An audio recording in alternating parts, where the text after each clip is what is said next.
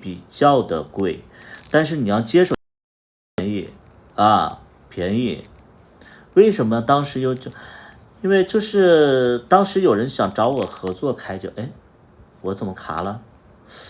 当时是有人找我合作开酒吧啊，当时是那个方糖的那个当时是方糖的 CEO 找我合作开酒吧，在北京开。完了，后来我机缘巧合的，我就自己出来开了，就这么的，再加上之前是有一个酒吧老板追过我，然后我其实对酒吧吧，就是有一些了解，所以就开了，就是我觉得都是老天安排了，现在还卡不卡？不卡了吧？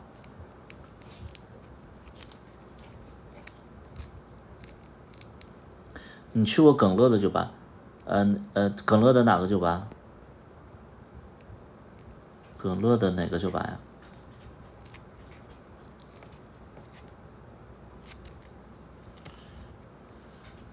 啊，去过。哎呦，Michael 敢露面，怼他。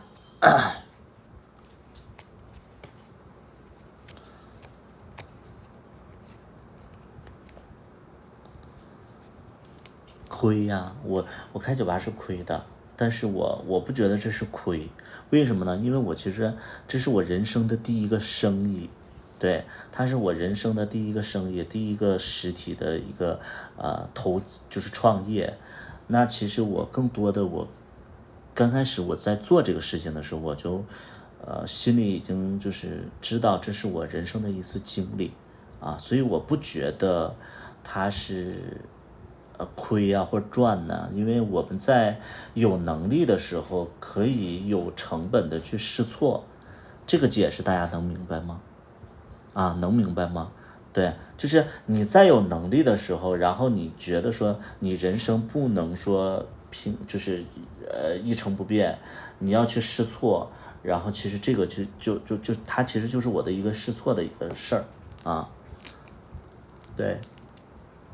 有钱就是任性，那个时候就是会觉得，因为那年我正好30岁，我30岁的时候，然后我就觉得说我不能一辈子做自媒体，在我心里吧，我觉得做自媒体也没有说不好，但我觉得一个男的吧，多多少少也得做实体，就是我会有一个，会觉得男的要多经历一些人和事儿，所以我就说，那我做个实体啊，就是你的心理的一个对自己的要求就是，哎，我要通过一些事儿，然后去丰富自己啊，这个，哎呀，就是我的想法其实跟大多数人的想法不太一样，有的人可能就觉得说，我要那个考试，我要考职称，然后我要进什么部门。其实我不是，我会觉得说我各行各业我都要去，就是都要去做，我都想去了解。就是一是我觉得做一个行业，我我就会不想做了，就是我想去体验新的生活，然后新的历程，我就要有这些东西。第二点呢，我是会觉得说，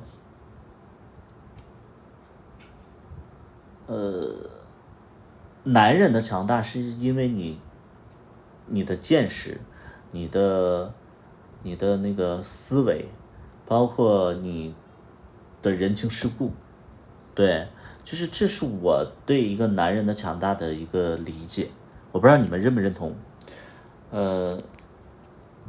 一个男的一定要有人情世故，就是你的情商，你在面对一些场合的时候，你要有应变能力，你要见人说人话，见鬼说鬼话。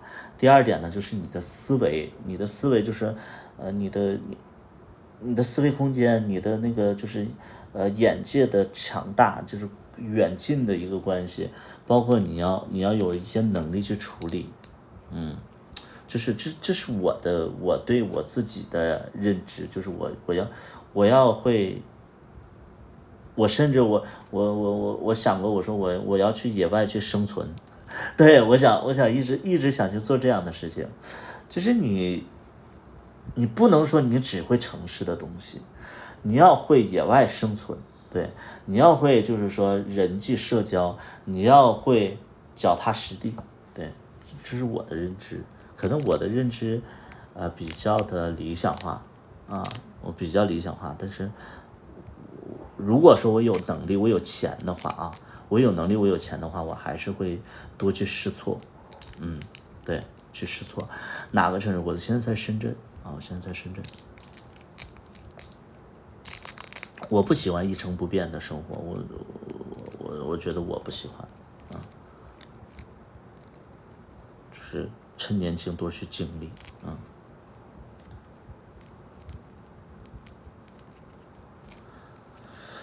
不是恋爱脑，是事业脑。我这也不是事业，我觉得我是挺恋爱脑的，我是典型的恋爱脑，因为我比较理想化，比较我比较感性。其实我相对来讲的话，我觉得我还是偏感性的人，理性我也理性，但是我偏感性。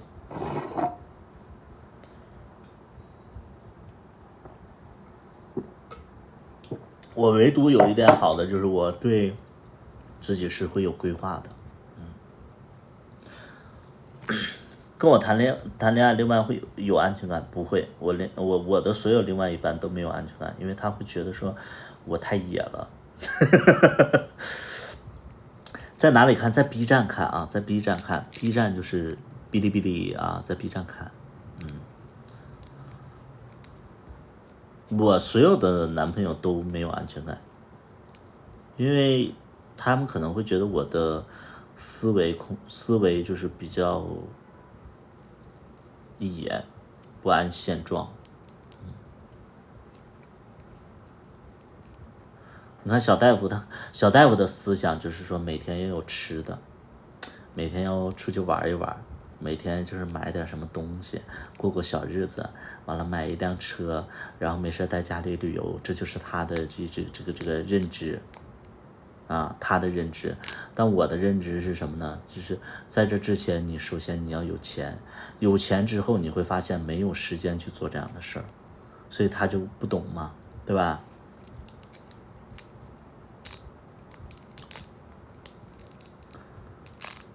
因为你太优秀太帅，我就不是我不帅，我不帅啊，不帅。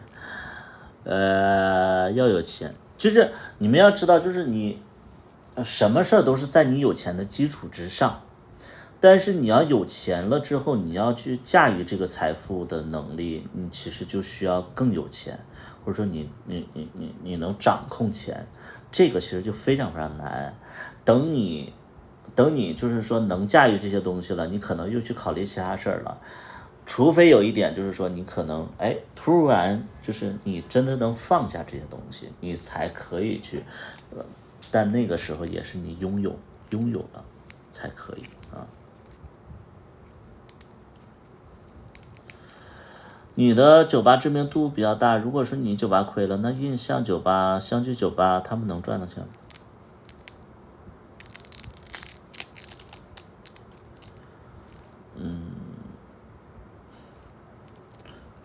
我这怎么说呀？随遇而安，随遇而安，我怎么说呀？我随遇而安，我怎么说呀？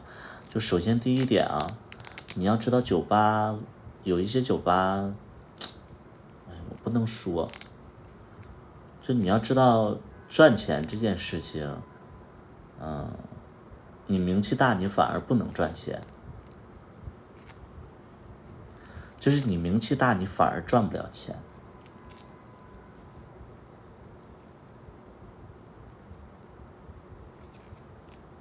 名气大赚不了钱。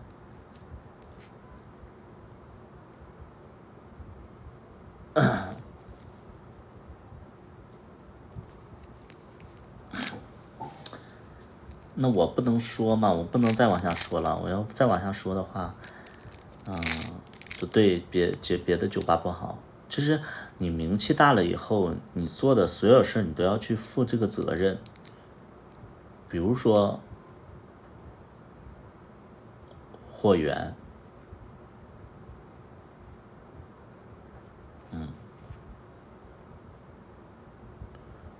你的成本，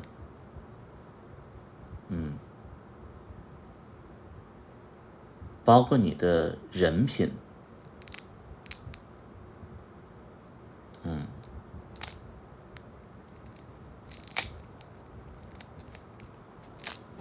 就你们要知道所有的生意关系，我给大家举一个非常简单的例子，娱乐圈有一个明星夫妇，然后他们要拍，就是她老公要去拍一部戏，然后呢，那个导演是个 gay，但是这个男的需要这个作品，所以那个明星的老婆就认同了这个男的上这部戏，该被谴责也被谴责。人生在世，很多事儿都不容易。你想拥有这个事情，你必须得付出啊，你就得付出。同样的，你酒吧老板，你要想赚钱的话，很多的关系你要去维系。同性恋酒吧老板要维系的都是同性恋，同性恋为什么要支持你的生意？怎么去维系这个关系？啊，你们自己去思考这个问题啊。我就这么说，我酒吧里边，我第一个大客户，他不知道我是谁啊。我第一个酒吧的一个大客户是一个小孩，他不知道我是谁，但是呢，他当时就在我酒吧消费好多啊，他在我酒吧消费好多，他以为我是零。后来我们是朋友的关系，他再也没来过了。就是任何的，你要想获得，你必须得付出，特别是同性恋圈子啊，你要想，对，你必须得付出，这是一个永恒不变的道理。其实我说实在的，你看我做酒吧这么多年，一直都是我自己独自经营，就是别的酒吧都是可能80个股东，可能80个股东。为什么80多个股东？我为什么一个的股东都没有？我付出了多少？我没付出啊，所以我亏了呀，啊。就很多利益关系，我觉得这个东西你要说太明白了，好像就是你高雅你高尚怎么样，但是其实同性恋圈子是这样的，我不知道其他的那种圈子是怎么回事啊。我大概知道就是同性恋酒吧老板其实还蛮对，80个不是，那是个夸张的形容啊，那是个形容，不是真80个啊。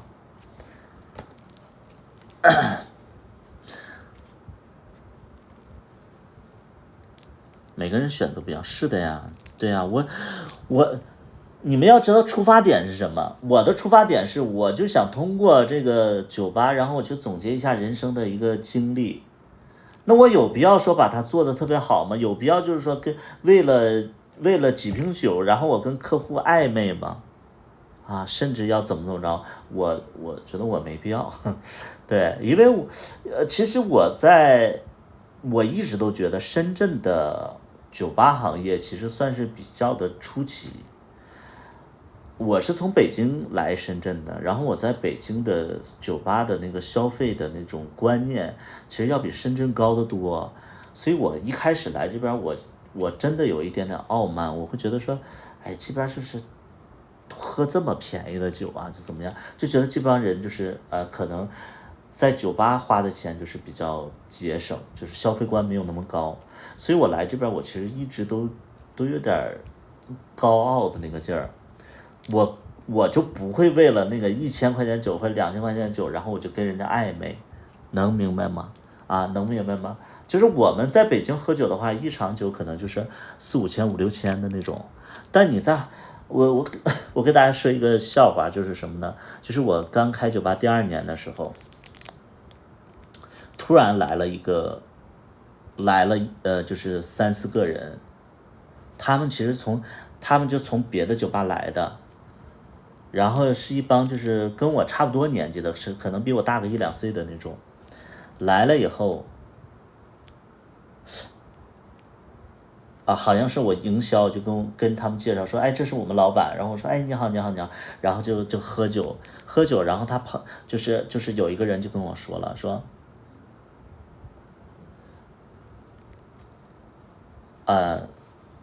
你好，你好，哎，这个是我们，这是我们那个王总，大概的啊，大概的，这是我们王总。我说王总你好，来敬一杯酒，然后我就跟他敬杯酒。他说我们王总到哪儿都是大客户，你可得维系好了。我说我们王总到任何酒吧，那都得买一瓶芝华士，你知道吗？买一瓶芝华士。但你们知道芝华士这种酒吧，大概也就是单瓶卖也就是6、700块钱，5、600块钱，最贵的也就是5、600块钱。我当时听了，我就心底的那种，就是我真的就是特别无语。我说，哎呀，我的妈呀，这王总也太，哎呀，我的天儿啊，我的天呐，就是这王总这，哎呀，我的天呐，这个总的这个含金量也太低了，就咱们真的是。我说实在的，哎呦我的天呐，咱这什么狗头嘴脸的那个王总啊，就我心里真是这么想的啊。没有，我是给他个化名，他不是那个人，不是王总。我就说，哎呀，王总到哪儿都点一瓶芝华士。我说，哎呦我的天呐，我说芝华士5、600块钱，你这。哎呀，我的天呐，这，哎呀，我的天呐，就是，对吧？你是这，哎呀妈，5、600块钱在我这还当个总，你这还让我尊重一下，我就直接我就喝了一杯酒，我说，我说那什么，你知道我这个人吧？我这个人我真的就是我也比较耿直，可能他们也不懂我的意思。那个人说。你知道我们王总吧？到哪儿都是买一瓶芝华士。我说，哎呦我的天，是吧？来，王总，咱喝一杯。那谁呀？这是那个王总，我今天新认识的朋友，咱们送一瓶芝华士，你知道吗？就我这个人就是贱嘛，就是我这个人就是有的时候就是特别贱的。我说送一瓶芝华士，我就说，哎呦我的天，我真的可能他们感受不到我在损他们，但是。我心里我就说，哎呀妈呀，你知道吗？送一瓶，你知道吗？你不要面吗？我给你面。哎呀妈，芝华士，天，来我这边，你说，哎呦我的天。后来这个王总就总过来，然后就总找我，这个王总就总过来，然后总找我，然后就是我的那个员工就跟我说，哎，那个王总又来了。我说我说他点多少钱酒啊？他说点的芝华士。我说让他等会儿我过去。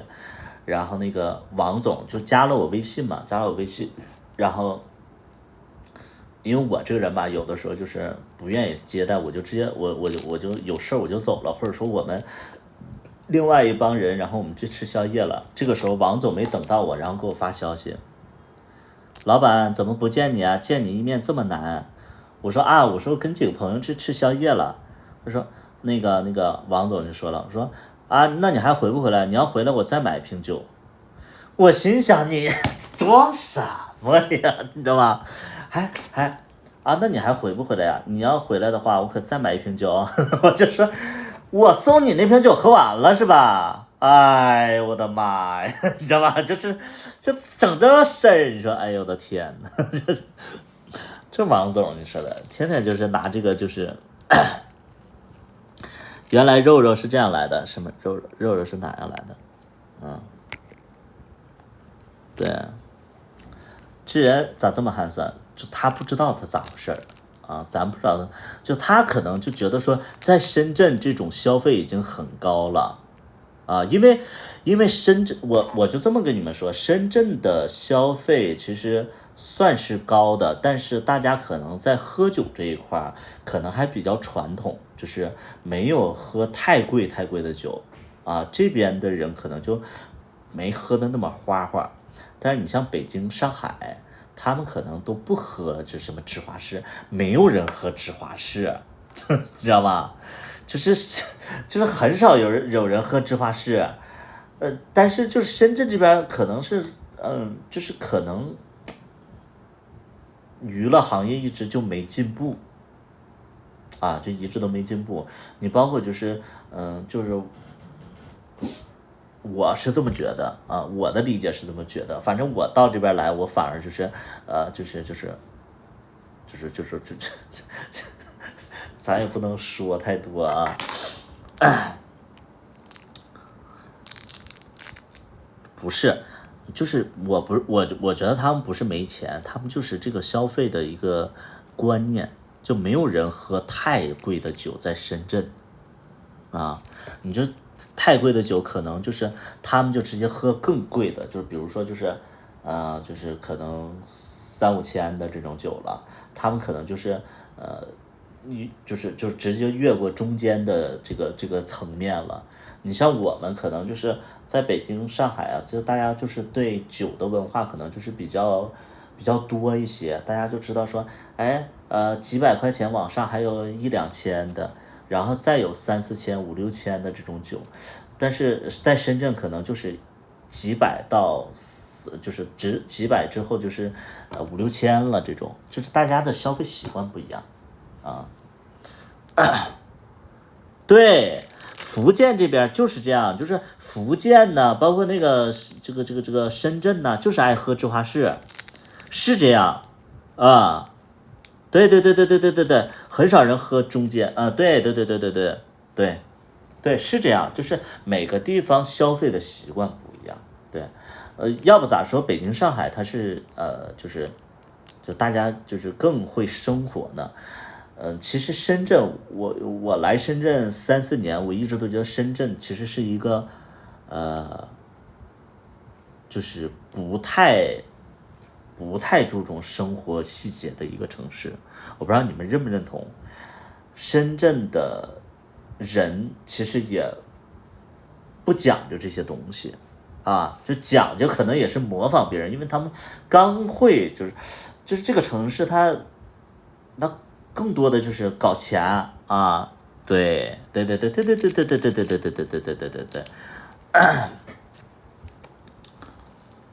洋酒，对，你们就是喜欢喝这个，但轩尼诗，但我们可能就是会选择很多啊，会选择很多，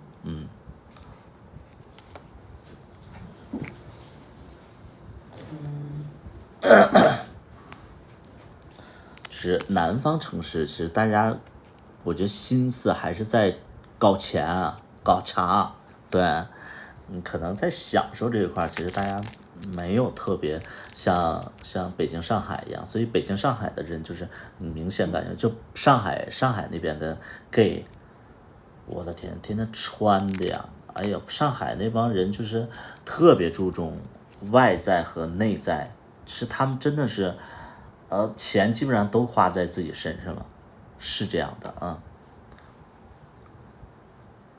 拍是热的那个熊吗？你不是那个拍是热的熊吗？啥玩意儿？北京、上海贵族比较多，不是贵族，是大家的消费习惯不同，消费的认知啊，对，这个是不一样的，对，是的，对，对，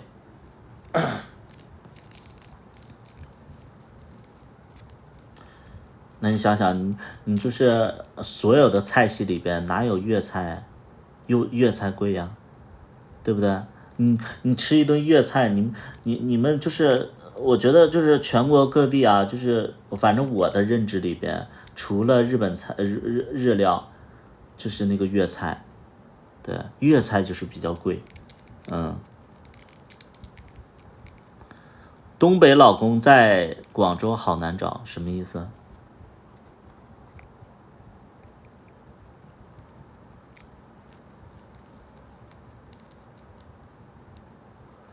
是的，消费习惯不同，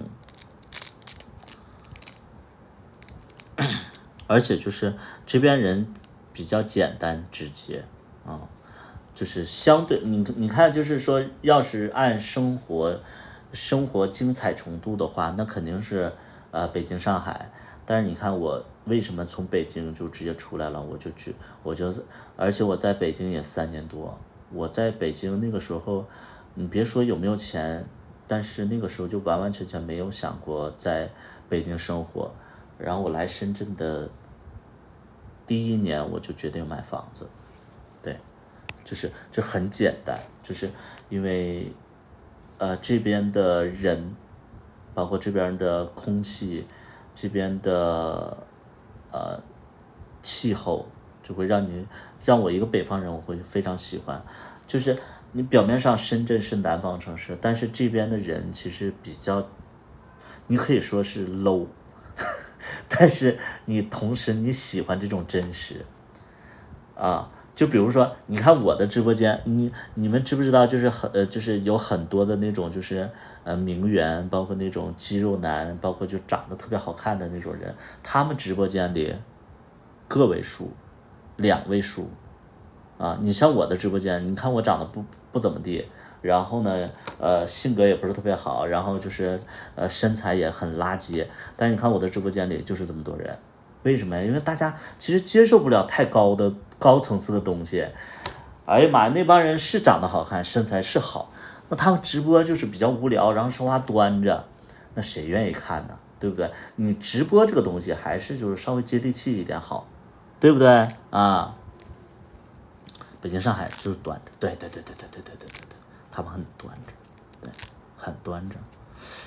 不是贬低自己，我不是贬低自己，我是说真心话，就是你看有好多那种就是哎呀，就是那种形象特别好的，然后他们那个拍的那个抖音，基本上就是几条评论，就几条评论。为什么呀？因为大家会觉得说啊，他很美好，但是跟我没关系，就真的跟你没关系，你就会觉得说啊，他肯定有金主了，或者说哎，他身材这么好，他不会看上我。但是你知道，就是我要发个东西，所有人都来评论说，你怎么买这个别墅啊？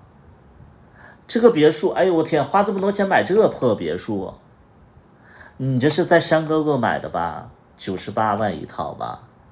你怎么在清远买呀？主播在哪儿买的房子呀？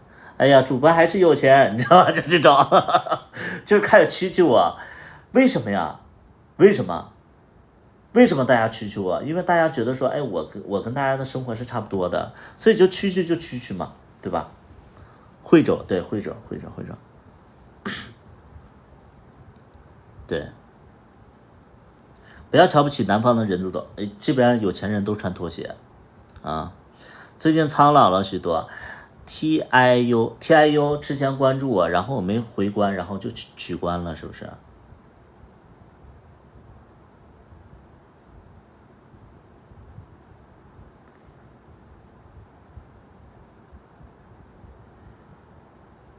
啊，没取关，一直关注啊。TIO 以后会成为小名媛的，我告诉你，TIO 你会成为小名媛的。我其实有关注到你啊，但我为什么没回关呢？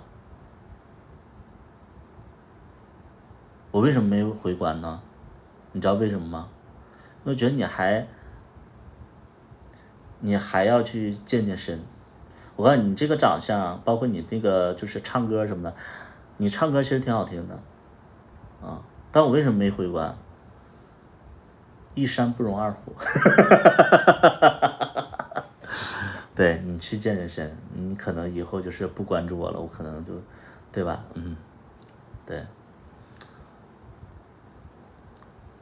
不关注其实有很多原因，因为其实小大夫其实现在也在监视我，对，就是小大夫现在在坚守。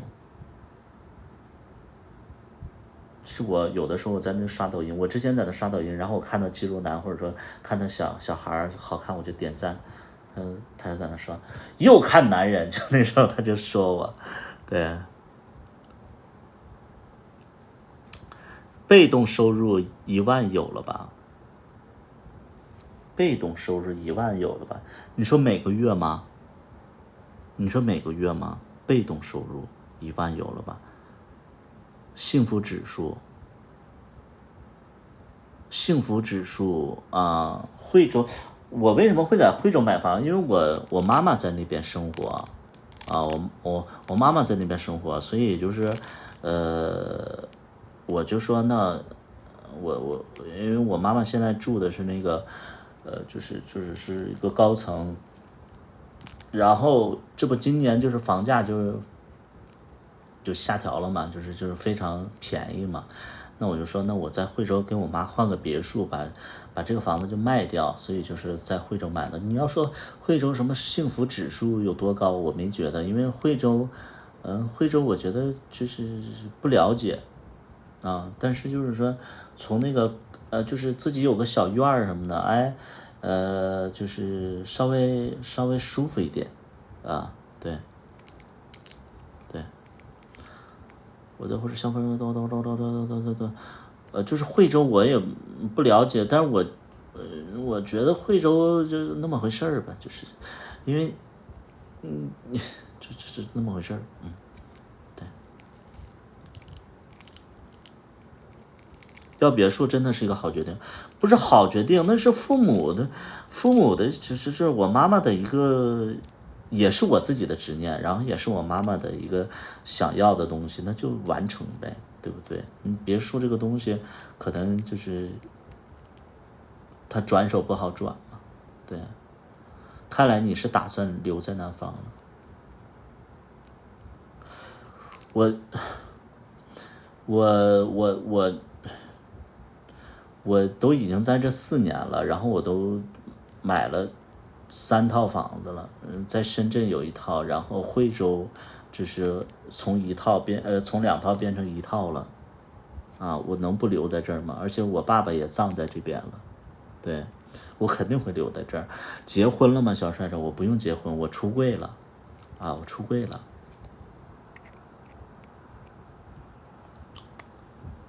朋友戴绿帽子了怎么办？朋友戴绿帽子了啊！朋友戴绿帽子怎么办？你是给你朋友戴绿帽子了，然后你自己很生气是吗？你给我胡说八道什么呢你？你让别人戴绿帽子，完了你很生气，你很奇怪，你在矫情什么？啊，朋友给他戴了啊，嗨，我以为你给你朋友戴了，完了你还很生气，家暴断线了，因为我俩在打闹，然后就是系统可能评判为我俩在打架。对，你朋友戴绿帽子了，到底说啥呢你？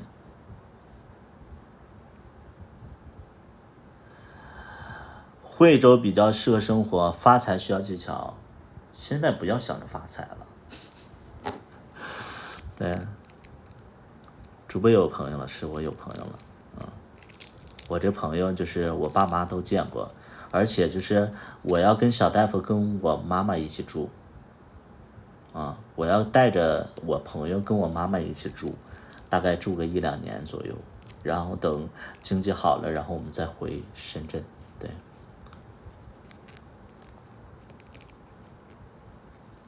哪一年？我91年的，又拿下1套别墅，有啥厉害的？就是置换，这属于置换，就卖了1套，然后买了另外1套。为啥叫小大夫？因为他之前他是在医院工作，在医院做行政，然后呢，就是我那个时候不认识他，然后我就说那个小大夫呢，对，老牛吃嫩草，是的，图就比我大2岁，我看着比较老，下播让大家看你直播，他怎么会这么说？我不是让大家看他直播吗？他怎么又让看我直播？我们小龙二可好玩了，我们小龙二可好玩了。我被骗了，图图比你小啊。行政不是有编吗？这跟行政有编什么关系啊？就你进医院你是要有编要有没，就是进医院你就要考虑有编和没编。困了，拜拜。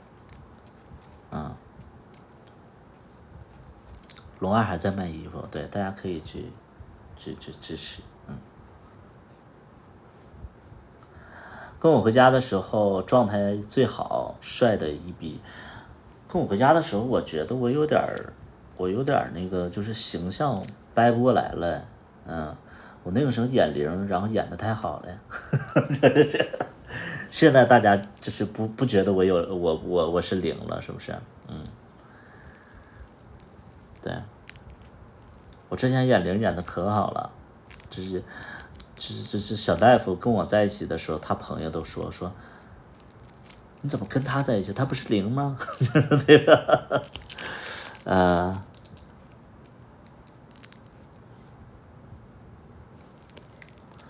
发微博说要不是带货，是，现在觉得有点扎一了。天呐，龙二就是这样。我告诉你，龙二，我觉得龙二跟小大夫其实他们的那种，我觉得他们的那种观点其实挺像的，就是龙二和小大夫都想周游世界，就都想就是说，不用去赚钱，然后就有钱花那种。他们享受不到，就是说就是工作的乐趣啊。我觉得工作是有乐趣的呀，对呀。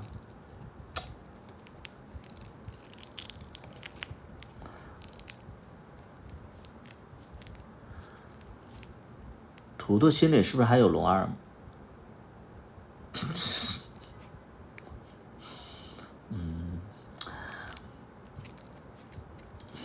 直播间里什么财富自由会很空虚，不是你工作有工作的乐趣，对，工作有工作的乐趣，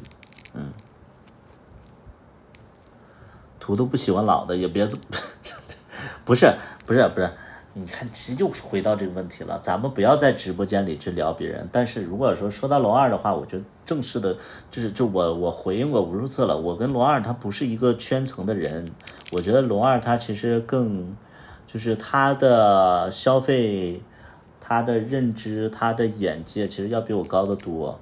我其实是一个非常俗的人，我想大富大贵，我想那个就是腰缠万贯，但是他呢，可能就是说，更有点钱，他就喜欢就是说旅游啊，就见识一下国外的一些东西。我没有这方面的兴趣，所以我俩，消费习惯包括对事情的认知其实都不一样，所以我俩就不会在一起。对，我俩如果说在一起的话，那不可能，对，不可能，价值观不一样，是的，就是价值观其实用的挺准的啊，对。很适合过日子，就是我其实挺俗的，我就想多赚点钱可你跟小大夫在一起了，是啊，我跟小大夫在一起了，喜欢年轻的。我跟龙二不在一起，不是说因为年纪，就是我俩真的不是一个，就是你们要知道一点，虽然是我条件，就是我承认我条件其实算 gay 里边算还行，但是龙二的条件比我条件好得多。我说物质条件啊，我说就是我的物质生活其实还行，但龙二的物质生活要比我还厉害，所以我说的更直白一点，我不太能跟比我有钱的人在一起，就是那种心里有点不太舒服。就是我喜欢我自己努力，然后我去照顾别人，我不喜欢别人比我强，我会很有压力。特别是自己另外一半，我会觉得有点自卑。对我有点大男子主义，是这样。对对对对对对对对对，典型的大男子主义，就是你们可能觉得龙二他比较低调，但是龙二其实我的理就是我对龙二的了解，就是我觉得他的财务就是经济储备要比我高得多啊，比我高得多。就是可能龙二不显山不漏水的，但是我觉得他很有钱。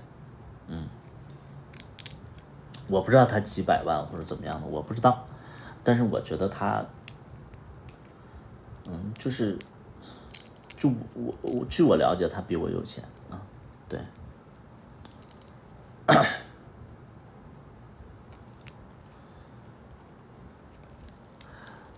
龙二性格和剧中一样吗？龙二哪部剧啊？龙二哪部剧？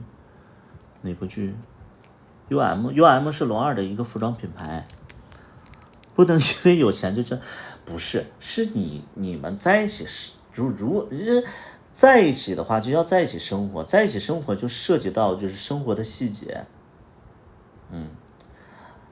举个非常简单的例子，我记得龙二他是有，这我不能说太多，那是人隐私。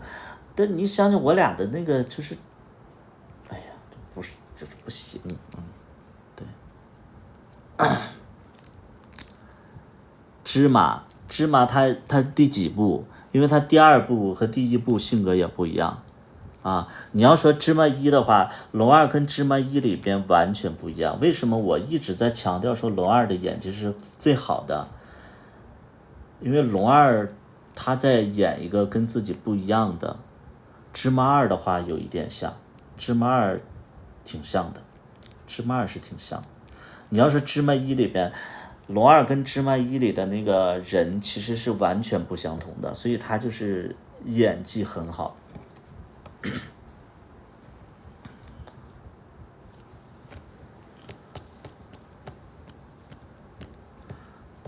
演的太好了，芝麻一很 man，那他不 man。开玩笑，开玩笑，开玩笑，开玩笑，开玩笑。我觉得店长演的最好，店长演的最好，你可以滚出去。觉得店长演的好的，请滚出去。大耳朵图图，你滚出去。我一直都说，卡卡可以有粉丝，完了我跟卡卡关系也挺好的，但是我接受不了有人说演技的东西，然后说那个就是明明他演的最不好，完了你们要说演技好这个东西，我接受不了。啊，你不能说因为你喜欢这个人设或者说喜欢这个演员，你就说他演技好，我接受不了。所以就是说，你们要跟我讨论演技的话，咱们就讨论演技，你不要跟我附加的那些东西，对吧？他演技好，那我们的演技都他妈白他妈琢磨了，我们的付出都他妈付之流水了啊！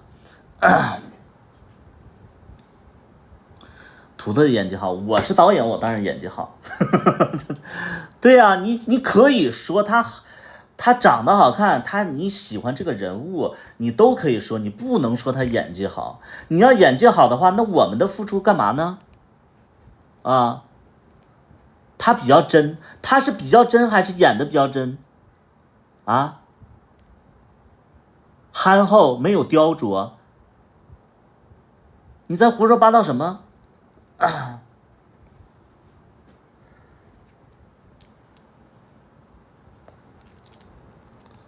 演技一般，对。演技一般。我说对，不是，你们要知道，就是你们如果说评判演技那个是好的话，那我们就不努力了，我们都给自己一个好的人设，然后就是大家演演就得了呗，那还在那块。你看我跟龙二，就是你知道龙二每次演戏，你看龙二每次演戏他都背台词过来的，那这个努力这个付出没有人认同吗？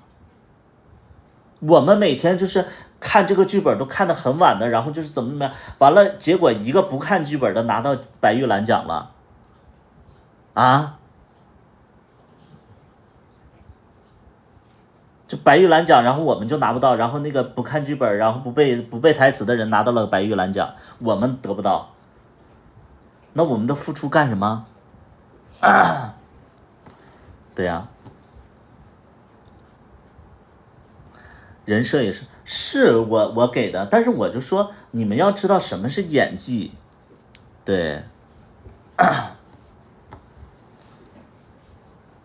咱们要讨论演技，你要跟我讨论演技的话，那咱们就讨论演技。你要讨论说人，比如说这个人你喜欢，好，你喜欢他，我觉得是正常的，因为卡卡有的时候我在镜头里边我都觉得好看，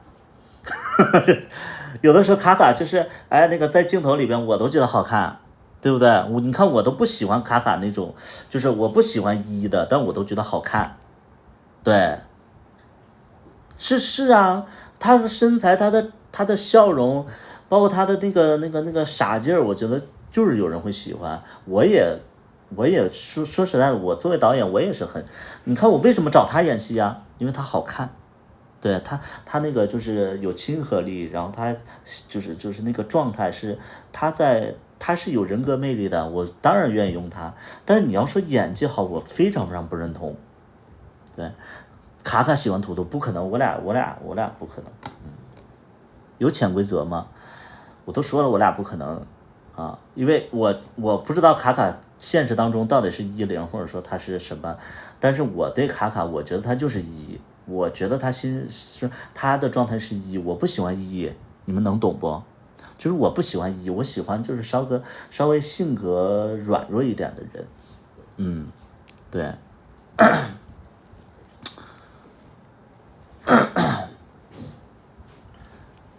你俩争呗，争啥呀？可是卡卡演起来很贴切，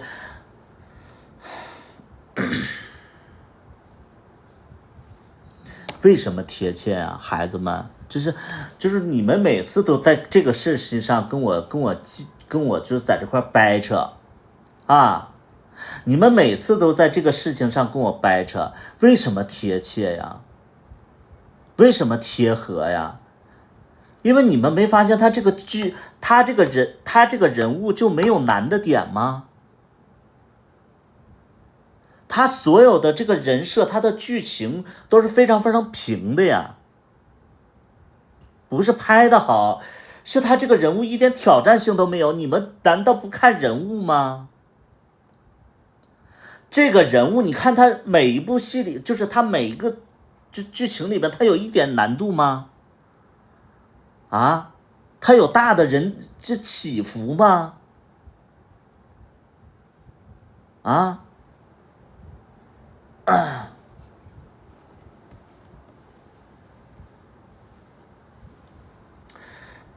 他的这个人设，首先他就是没有难度啊，没有难度。第二点呢，这个人物就是根据他本人去写的，去改的，能明白吗？所以你们觉得贴合，为什么贴合？因为稍微有难度的东西演不出来，那我们不改，那能怎么办呢？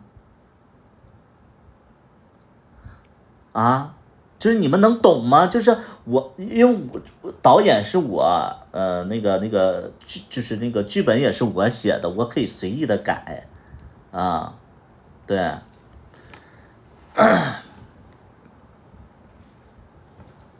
让卡卡演图图的故事，不是，就是为什么就是大家会觉得说啊他演的好，我就觉得我还是那句话，我对卡卡没有意见，包括我跟卡卡，我依然觉得卡卡很好看，不怎么样，就他也是很好的人，怎么样？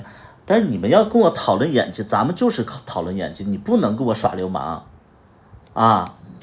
那演技这个东西，它是你的人设，为什么我们会评判？就是说一个人演技好，你演一个配角，完了你说你演一个配角，然后说你演技最好，那能是吗？你的台词量，你的那个演这个人设的一个起伏的程度，包括你的情绪，你这些你都不算吗？对不对？你都不算吗？对不对？那你不能说因为他人设好，你就说他演技好，这是两回事儿，能明白吗？对，你能明白不？它是两回事儿啊，不是说咱们针对演员。我就觉得说，你们要说那个龙二演技好，我真他妈的我就觉得说你们真的有眼光。龙二他为什么演技好？我把剧里的所有的难度的戏都给了他，他能驾驭得了，他能把这个戏份给我兜住了，这是他非常非常牛逼的点。你想想他哪场戏他没有接住，他接得非常好，而且我们在重头戏的时候那是他第一次演戏，他之前从来没演过，然后他该哭得漂亮，哭得及时，节奏非常非常对啊。为什么就是他的人设不好，反而就是说因为人设好的，然后你们觉得他演技不好？那我们所有人都把人设，我们所有的剧里边都把人设好这件事情当做第一呗，那故事的冲突性就没了呀。我们都是好人，没有坏人了，那行不行呢？你们要知道一点，就是说坏人是为了衬托好人，他的努力也是要考量在范围之内的，对不对？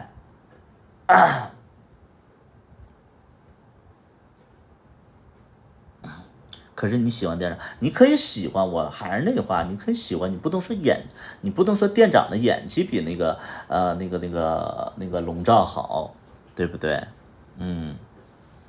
你认识刘壮成不认识？不认识。对，这个东西你们要这么说的话，那我们所有人都不演那些难的剧本了，我们都演好人就好了呀，我们都演那个什么那种白月光就好了，对不对？Get over， everybody， 对呀，我们都演白莲花就好了呀，演技是演技，你们可以喜欢任何的演员，我这个就是因为我找他，首先我也对这个演员我也是非常欣赏的，对不对？可以喜欢，为什么有人说龙照呢？是这样，是这样，龙二跟我说那个图图能不能不用我的真名？我说那用啥呀？我说第一部都已经说了，你叫龙二了。完了，说那叫龙照吧，就这么的叫个龙照。哎呀妈呀，咱们一码归一码啊。龙二演技好，但龙二作为一个演员事儿太多，这可难整了。哎呀妈，一天演戏提800个要求，图图。等会儿那场戏能不能删掉？我不想演。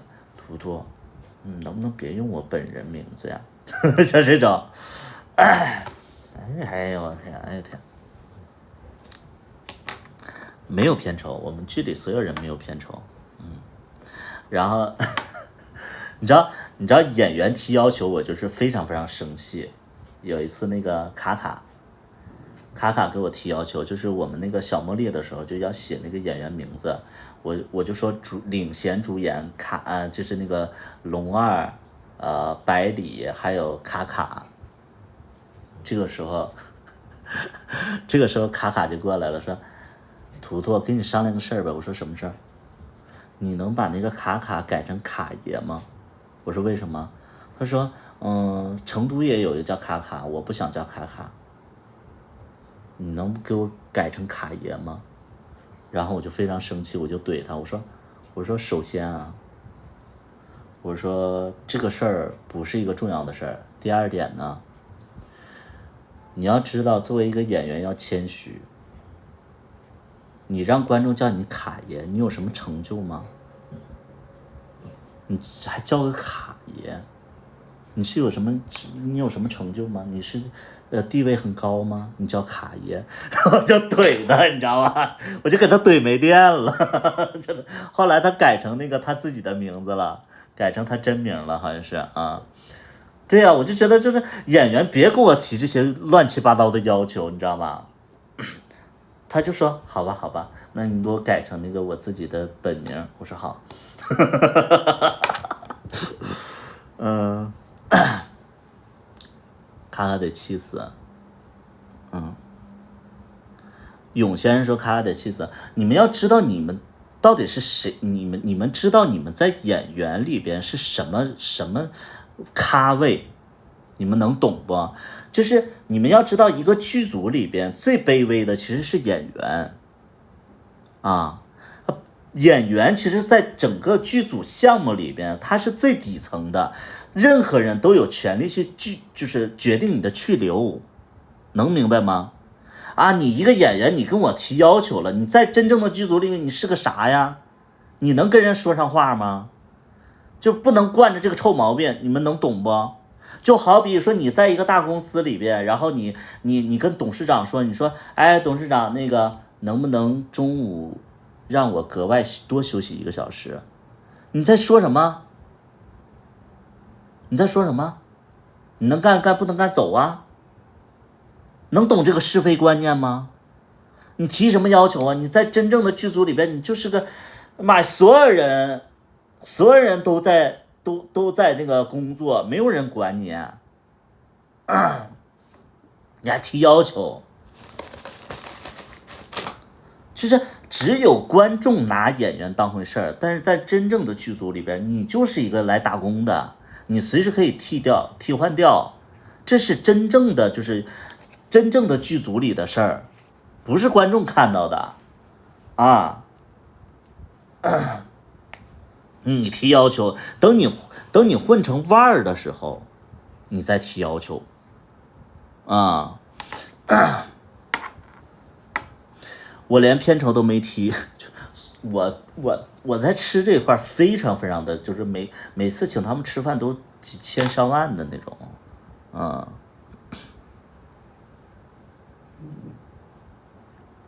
对。有的时候就是演员有时候摆不清那个身份，我觉得这个是让我挺无语的一件事情啊。你真正的剧组，这说实在话，哎呦我天，你是个啥呀？你还提个要求？你跟明星合拍过啊？那你就知道演员和演员不一样，对不对？对，演员和演员是不一样，导演和制片人投资人是最大的。就是你们要知道，一个剧组里边投资人是最大的。投资人可以决定任何事情，你要不同意的话，我就不拍了，我就不投了。紧接着才是导演，其实就属于什么呢？就是一家餐厅，你是老板，老板是投资人，导演呢是什么？导演就是经理或者店长啊。这个店长就属于管店里所有的事儿的，但是呢，就是给你工资，你得听那个投资人的。这回你们能明白吗？然后制片人是属于就是导演的这个协作，但是有的制片人就比导演大，有的制片人比导演小啊。他是属于就是除了制片人就是除了那个就是投资人，其他人都是来打工的，对，都是来打工的。蓝帽，这个我不懂啊，这个我不懂。对，演员就是你就说白了，你就是服务员。土豆最近有新剧吗？没有新剧，得需要投资。我们是需要投资，我们投资还蛮大的，我们投资一部剧至少50万。你们可能会觉得说拍的啥破玩意儿？你知道啥破玩意儿？我们还得花了那么多钱呢，啥破玩意儿？我们还得花那么多钱呢，对不对？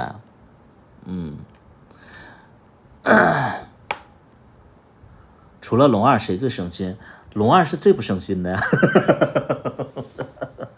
龙二是最不省心的呀。我觉得我能把龙二就是哄得明明白白，我觉得其他演员都不在话下。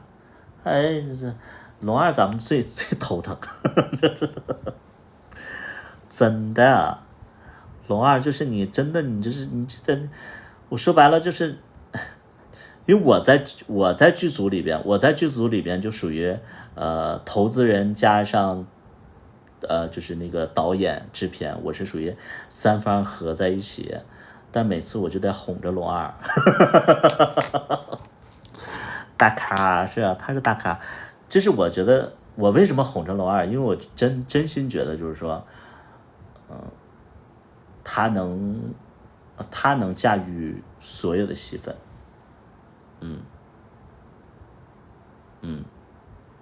他能驾驭所有的戏份，我愿意啊，我愿意。跟熊王有什么关系啊？谁认识谁是熊王啊？我都不混熊圈，我都不喜欢熊的，我哪知道他是不是熊王？但是我跟他就整体就是合作下来，我觉得他，你就随便拿一场戏，他理解的非常透彻，非常的重视这场戏，那我就愿意用他。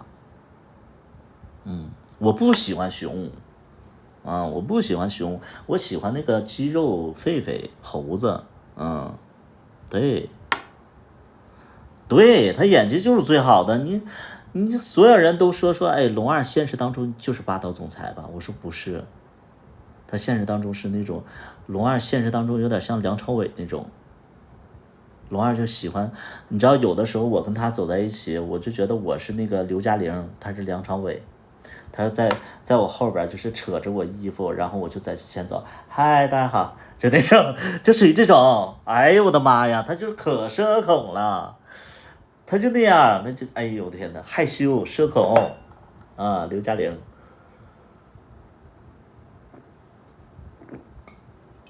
所以他演技好嘛，对吧？如何能加到你的电影里？什么加到你的电影？真的，真的，这就那出啊！哎呀妈，就那出啊，整的我像刘嘉玲似的，想参演这个自己那个带资剧组，你们看他直播，你们看不出来吗？就是他看他直播，你看他那一出，哎呀妈，在那块儿，最近没有播。哎，对，我最近上了一些新衣服啊，喜欢的朋友可以去我淘宝店，最近没有播，就这样。哎呀妈呀，哎呀妈，这好像他在偷衣服，他没在卖衣服，他偷衣服，他偷感特别重，特别重，对，是的，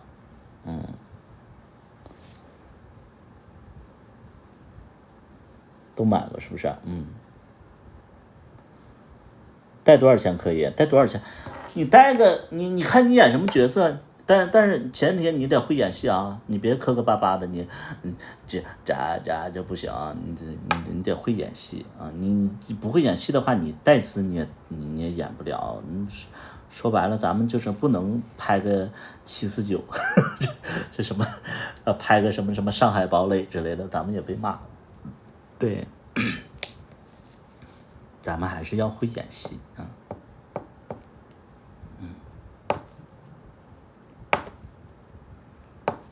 年轻的时候也是，他，你这我，演技多好啊！你说说，那么社恐的一个人，然后演戏演的那么外放，我觉得很棒了，他很棒了，他是有天赋，有40吗？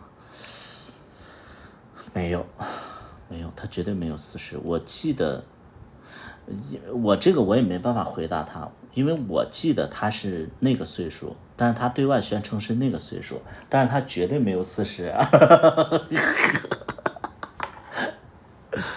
哎呀，天天就是他有的时候在直播间里说那个，哎，那个怎么，我说，他不是那个年纪吗？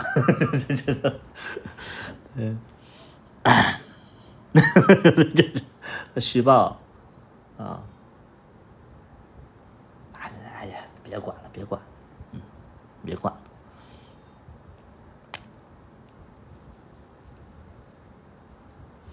看图都一直破防，挺好的。这个人你就是跟他交朋友也好，包括跟他合作，我觉得都挺好的，都挺好的。看来你不少偷偷关注龙二，我偷偷关注他，那是我俩一起直播的时候他说的。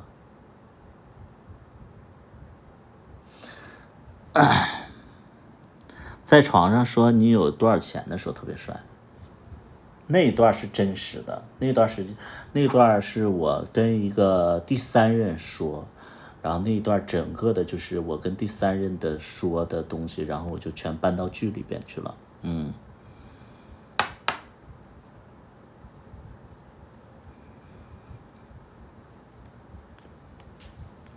剧里你是霸道总裁，我现实当中就是比较，我倒没有到霸道总裁，但是我挺霸道。对，他喜欢那首歌，龙二是喜欢在意我那首歌啊，然后他就在那块哼哼呀呀唱，然后其实那个时候我酒吧刚装修好，我就让他试试那个音响，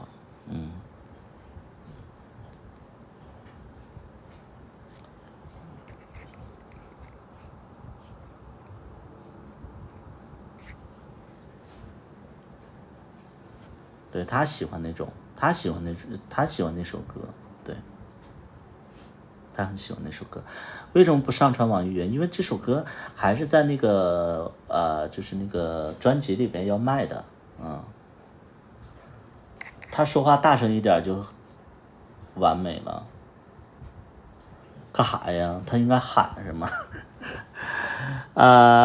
剧主要投资你投资剧主要你投资拍摄吗？啥意思？伯爵最喜欢越来越像你，无法超越。专辑怎么样买？专辑私信我我给大家那个展示一下我的专辑宝宝，在学习啊？干什么？别，浪费时间。考大小啊？哎，那个呢？宝宝，我宝宝在看书。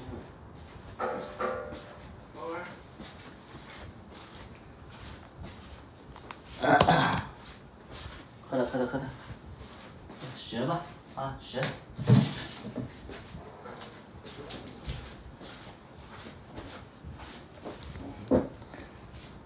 来给大家看一下，这是我的专辑啊。我先给大家介绍一下，因为这两天已经有很多人买了，然后我觉得这两天一直都没推荐这个事儿啊。这个就是我专辑啊，芝麻的原声带专辑，就是芝麻1的时候我出的这张专辑。然后这个专辑它的外形有点像一本书啊，有一点像一本书。打开之后呢，它有3个物品去组成的。第一个部分呢是歌词本，歌词本里边会有很多的剧照啊，芝麻1的剧照，然后这里边是歌词本，剧照。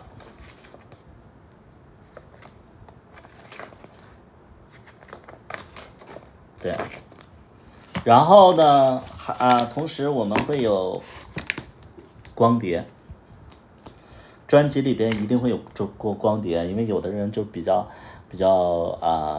复古一点啊，比较那个复古一点，然后就喜欢用光碟。然后这个光碟，你家里没有 CD 的话，你就是上网上买，大概70-80就能买一个 CD 机器。然后如果说你不想买 CD 机器的话，还有 U 盘，这个是个 U 盘啊 ，U 盘。U 盘和光碟里边就是包含了6-7首歌，我具体六首还7首我忘了，反正就是里边就是包含了几首歌，我看看啊，我给大家看一下，里边的歌有反正我还不够优秀、老 baby、在意我、孤单、小说合唱版、交歌、不说什么，这是1首、2首、3首、4首、5首、6首、7首，7首歌啊，7首歌。合唱版的小说只有在这个专辑里能听到，任何平台你都听不到。合唱版的小说，也就是芝麻1的片头曲，合唱版的小说。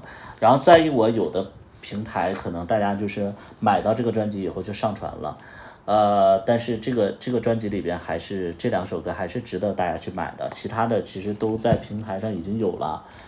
这本专辑是149，私信我购买就可以了，149，私信我。和谁合唱的？149啊。对，你私信我，然后给我发地址、电话、姓名，然后我给你发快递。物是人非的感觉，但我说实在的，会开花的路，就是芝麻的节奏有点太快了，特别第一部的芝麻节奏太快了，因为当时我说实在的，你们要知道一点，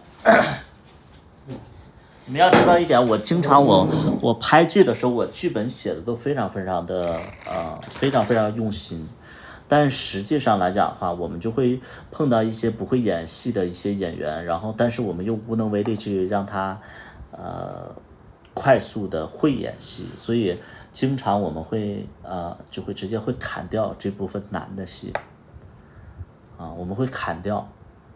就比如说这个演员这场戏他完成不了，那我们就赶紧改剧本咱们也别在这场戏上就是浪费太多时间，因为我们剧组每天的费用其实特别高一天的费用大概2-3万，我们基本上要拍半个月或者是1个月就基本上都在20天或者1个月左右，所以就每天的费用它是2-3万，2-3万我们就不能浪费这2-3万，所以我们就赶紧，我说这场戏你能不能演出来，不能演出来咱们赶紧改，演员就跟我说演不出来咱们就赶紧改。出你的写真吗？我没有写真，我的身材应该很吓人的，对。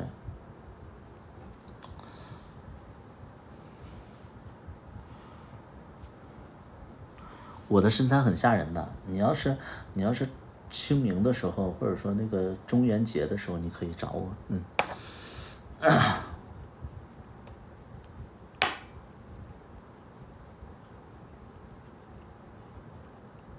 买专辑可以啊，可以。网易云上传什么呀？我得卖钱啊，我得收入啊。我没有收入的话，我就不能拍新剧啊！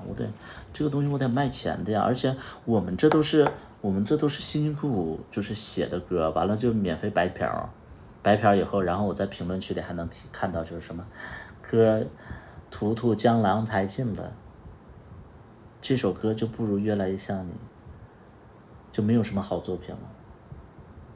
图也是江郎才尽，就这种评论，对。打包什么包装同志艺人，没意思。上面单曲什么，你就买一个专辑就完事了吧？你还非得让我上传？您的歌挺好听，很好听，谢谢。对，那小大夫不得气死？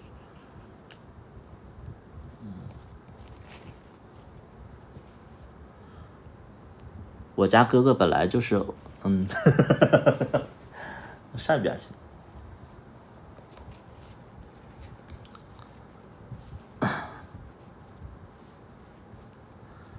你要包装同志艺人，我们不包装，没那个兴趣。现在哪个同性恋没有工作呀？你包装他干嘛呀？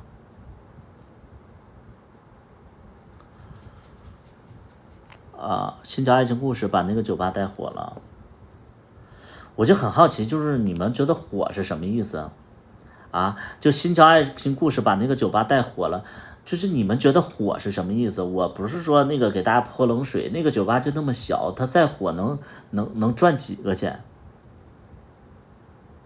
那个酒吧就那么大点儿，再火能赚几个钱？那叫火吗？啊，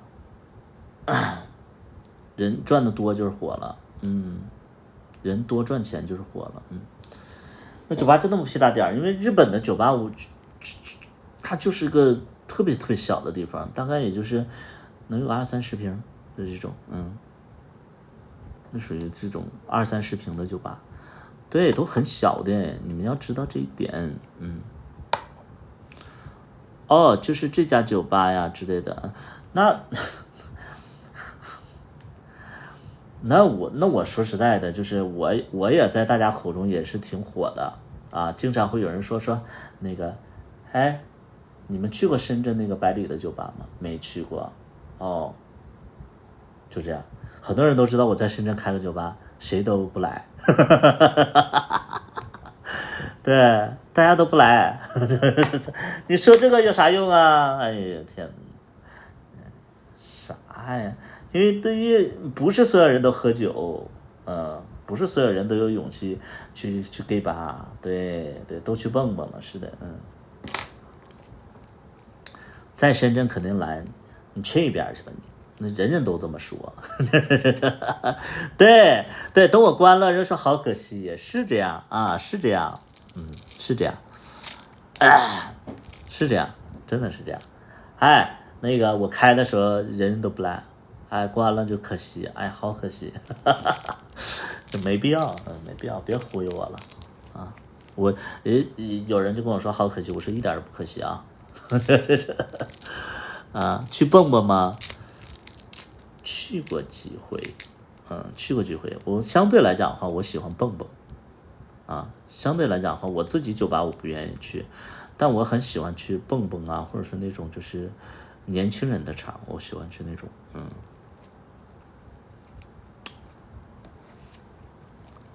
图图开了几个酒吧了，一个都没开了。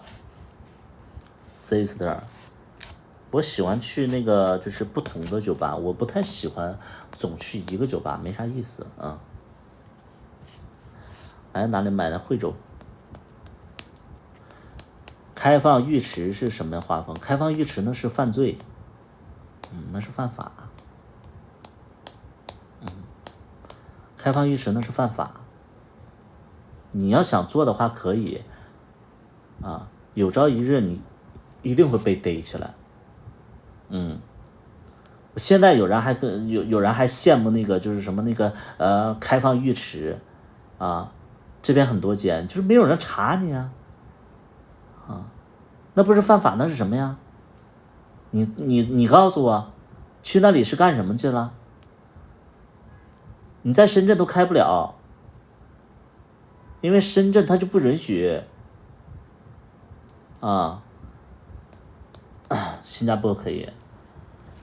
不要把外国的一些东西跟中国相提并论，不干净，多乱呐！那这都说实在的，那传播病菌，传播那个性什么什么性病啊，所以大家可以去那个同性恋酒吧，但是不要去那种地方啊，去那种地方的人就是马失前蹄啊，就不要啊，多危险呐！就有的人说无所谓，那你希望你男朋友去同志浴池吗？你希望吗？你不希望。对，我的直播间里的小孩，咱们就别去那种地方，好不好？不去那种地方，那种地方太乱了。那同志浴池那是干什么的？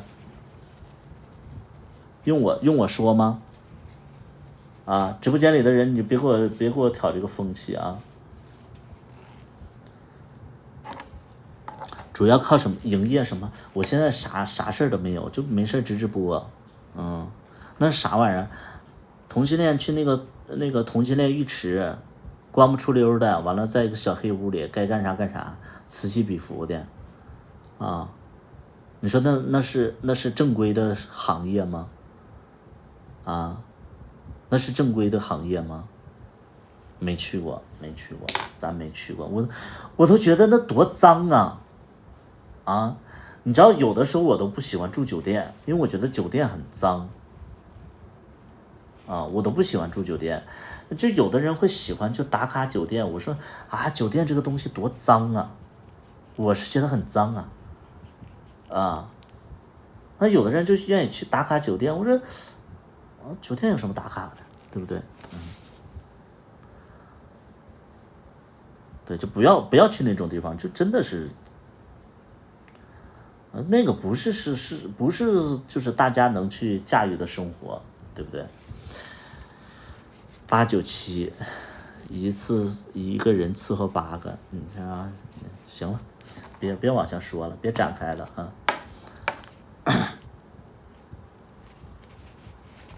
别展开说了啊，咱们就是过好自己的小日子。我告诉你，现在就是现在的小孩同性恋，你们要做的什么事儿，我给你们规划一下。你们要做的是什么？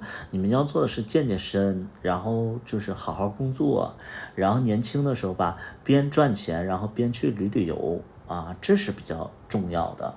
而且就是说谈恋爱也可以，但是你们记得谈恋爱，你们就是要保护好自己啊，对。这都可以。年轻的小孩，我记得我就告诉你们一点，年轻的小孩，你们从现在开始健身，你们以后生活错不了啊，就一定要去健身啊，因为你们知道，就是你像我们这辈老一辈 gay，我们这些老 gay 呀、等你们成熟了，等你们就是开花结果的时候，我们这些老 gay 就开始割了，我们就开始割了，就这。都给我那个，哎呀，这个小孩行啊，肌肉不错，割掉，真的，对，你们就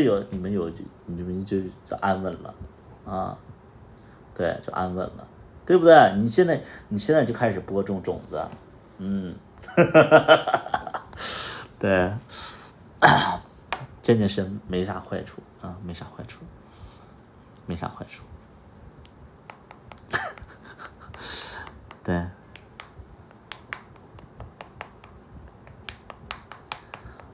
除了健身，然后要好好的，就是说，就是有机会旅游，其实我觉得啊，就是说那个除了健身，然后就是好好工作，然后攒点钱，攒钱买自己想要的东西，这个很重要啊，攒钱买自己想要的东西，因为你会发现，其实一旦错过那个年纪，你对啥事儿你都不感兴趣了。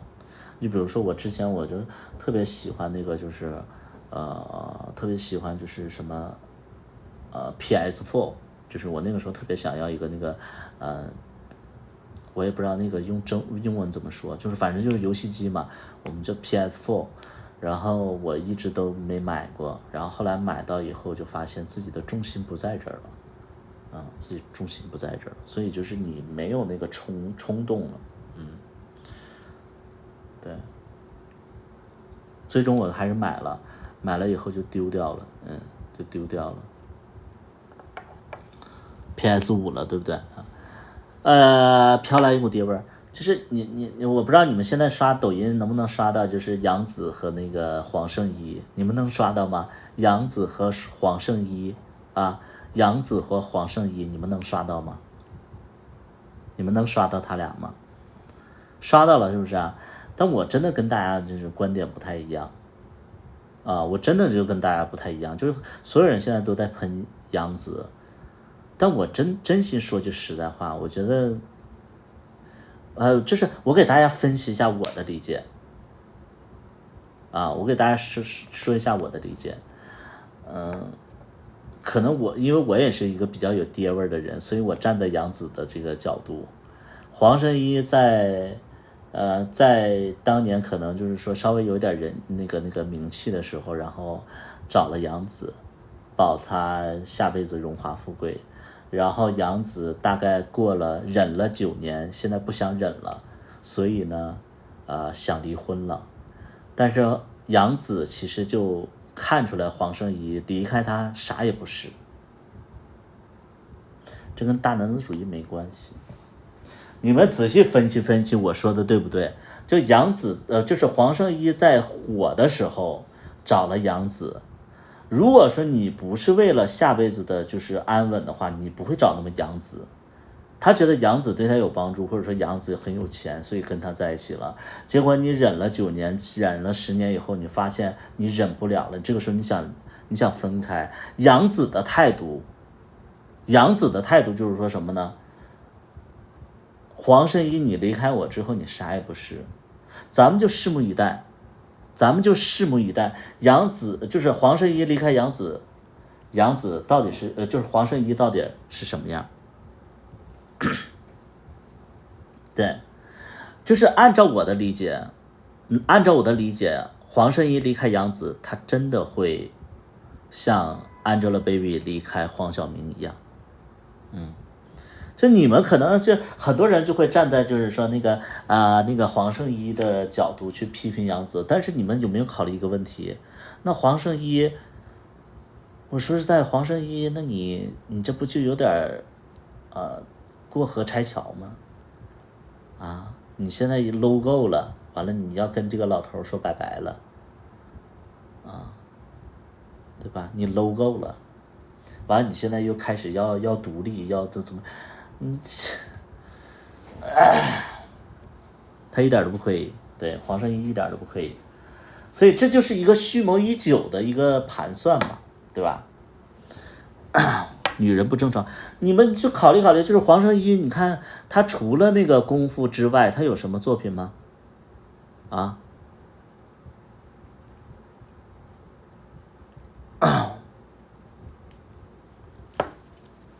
黄圣依她有什么作品？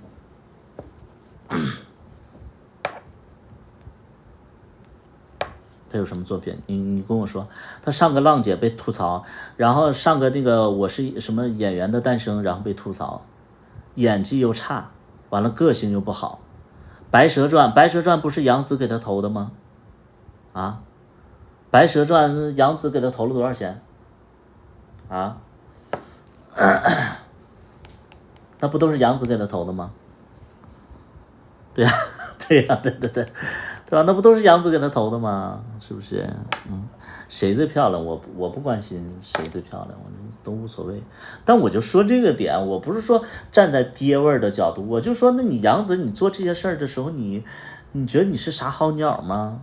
你现在利用舆论，然后整杨紫，但是杨紫是资本。我说实在，杨紫离开黄圣依，她依然可以过得很好，因为杨紫她就是实干家。但你黄圣依离开杨紫，你下一段你能找着一个冤大头吗？啥事儿都是就咱们要说白了，就是你得知道自己咋回事儿。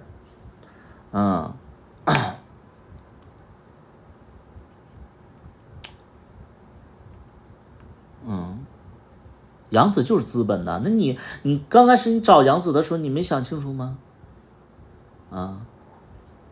对吧？还是就是说，你不要就是说你既要又要还要，能明白吗？你不要既要又要还要，你当时你图人钱，完了你现在又要求别人陪你，那我陪你我怎么赚钱呢？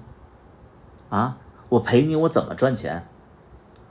我又要给你钱花，又要给孩子钱花，然后我又要给你每年往你身上砸几个亿，完了这个时候呢，完了你说我不陪孩子了，那我陪孩子这几个亿，我给你投的几个亿是天上来的吗？这是天上来的吗？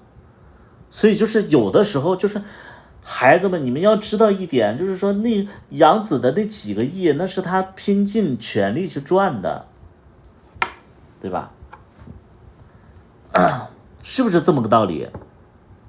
你们说是不是这么道理？你们不要因为杨紫长得不好看，完了你们就说人杨紫不好。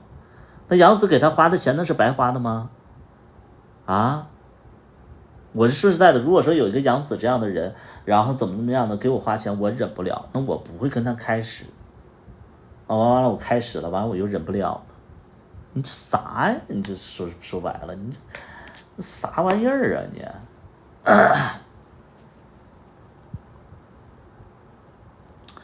杨紫连黄圣依的爱好、日常喜欢都不知道是啥。那个铁血丹心铁血丹心，你现在把我的那个粉丝团取消掉，我跟你讲不通。我就觉得你可能听不懂我说什么，你也不用关注我，你把那个粉丝团退了吧，我那个把那个1毛钱退给你啊，我就这么说还不明白呢，我就这么说还不明白呢。我他妈几个亿给你花了，完了我还得关心你喜欢吃什么。我几个亿每年给你几个亿上百亿给你砸钱了，完了我还得关心你这个关心你那个，我他妈是你爹呀！啊？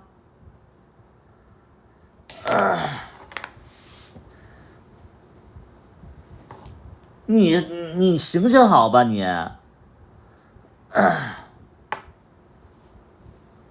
你行行好吧你？你不要既要又要还要。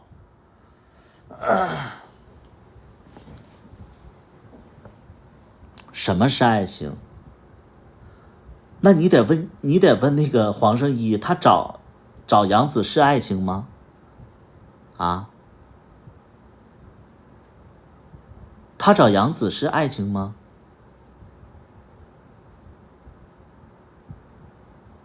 你问问黄圣依，他找的是爱情吗？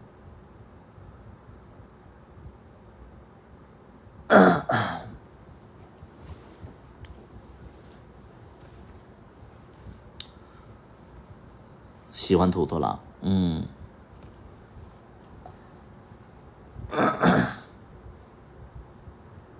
很多人就压根都不明白，你就是你都不知道人家在干什么，完了你就为人家说话了，开始，对，你为别人说话，你能不能先了解一个人？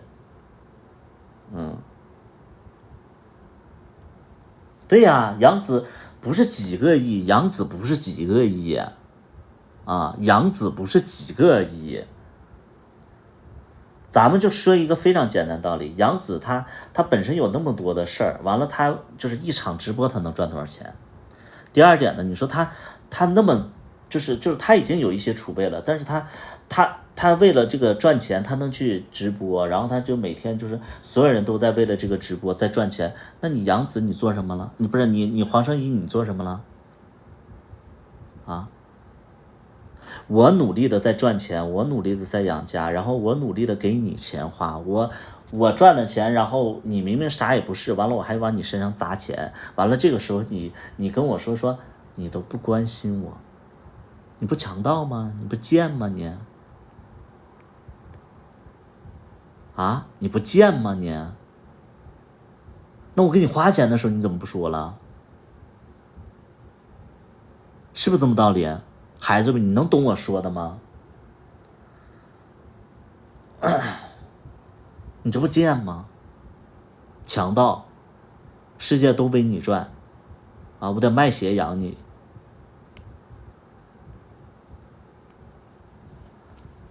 不要你现在，我说实在，现在的现在这个风气非常不好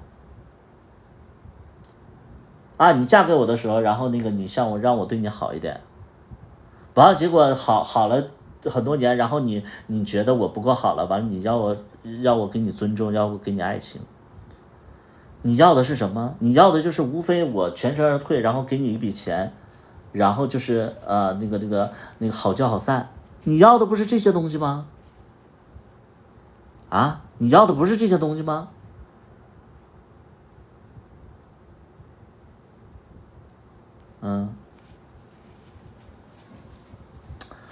那怎么说？门不当户不对就是亲情。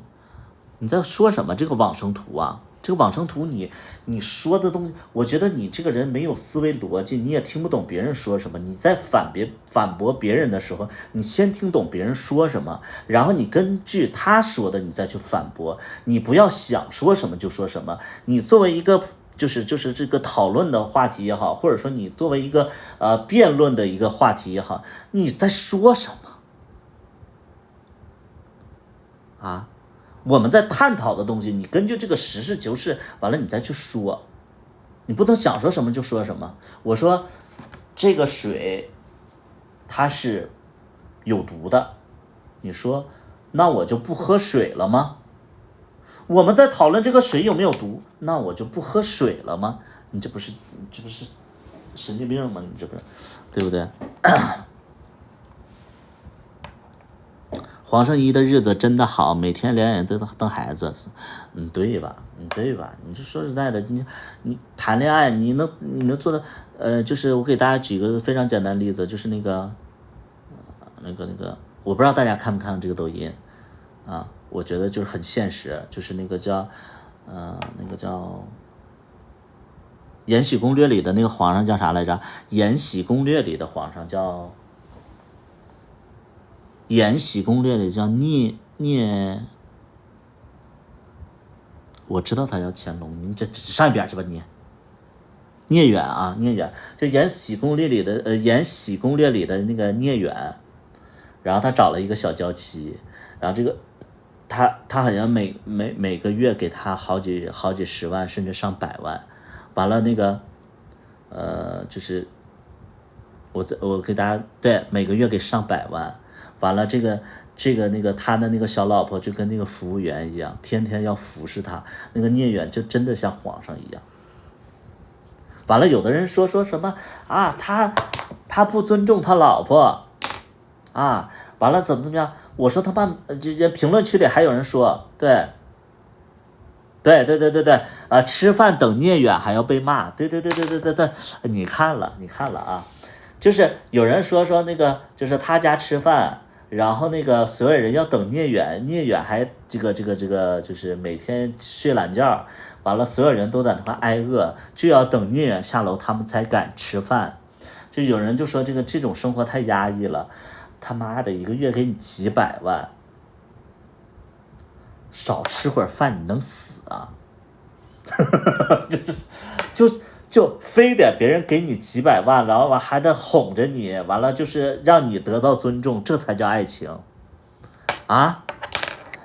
他妈的，你我就觉得这些人这脑子有问题，唉，就是对吧？是的。人家他妈给你开工资，一个月给你几百万，然后给你开工资，完了你等人吃会儿饭，不正常吗？你知道吧？对呀，我就说这帮人就是得不到就在那块酸，哎呦我的妈呀，我就是几百万呢，几百万，对。再说了，人家就是给你带来财富啊，你尊重人家，这不是发自内心的吗？啊，对呀，那不就发自内心的吗？一个人给我几百万，完了他那个特别辛苦，他好不容易在家待1-2天，他想睡多久就睡多久呗。咱们饿了，咱们啃点面包呗。咱们就是等他走了以后，咱们出去吃大餐，啊，这不挺好？对，这不挺好？要啥自行车呀？我觉得杨紫就是没活明白，不是那个黄圣依就是没活明白。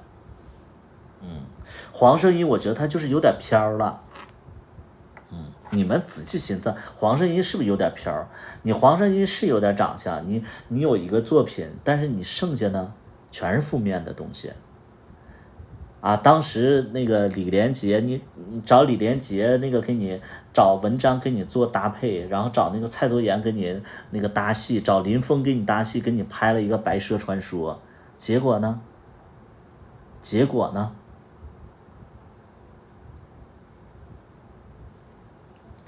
那部片子我都觉得很好看的，但是就杨紫演的不是那个黄圣依演的差。那部片子我觉得所有人演的都好。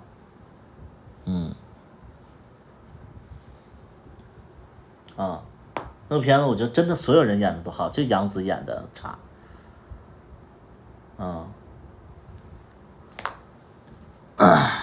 是的呀，就是这么个简单道理。你们别在网上的风气说什么杨紫什么爹味重了。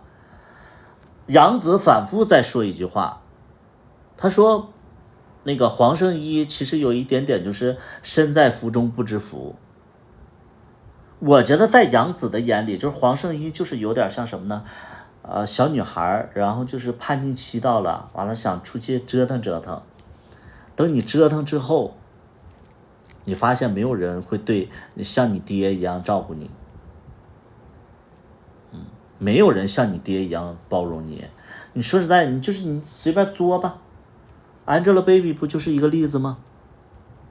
对，他就是把他当孩子。那说白了，他要不是把他当孩子的话，说实在的，就你这么就杨紫是何等人物啊？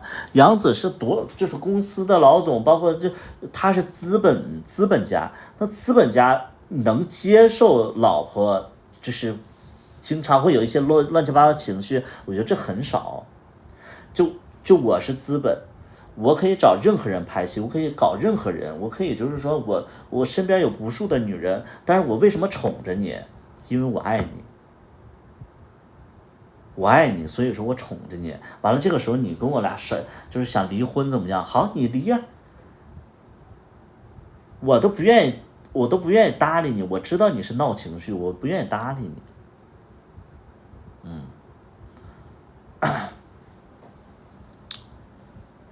Angelababy 已经有钱了，不会 Angelababy 你看她越来越惨。对呀，就在那块说杨紫，你别再说杨紫了。我说实在，杨紫能给你一点钱都够你生活一辈子了。对，能给你一点钱都够你生活一辈子了。还是那句话，你人呐，不要既要又要还要，我就觉得很奇怪。你说你当时嫁给人就是图钱，这个时候你上升了。你上升了，你突然跟我说，哎呀，我跟他在一起，他都不关心我，他都不知道我爱吃什么，他妈的几个亿给你，你愿意吃啥吃啥呗，我还非得背你喜欢吃什么啊？你到底干什么？对啊，你到底想干什么？钱天天给你，完了我还得在意你吃什么？要不要考虑惠州？王思聪老舅的事儿，我不知道啊，不知道这个事儿，我不知道这个事儿啊，不知道这个事儿。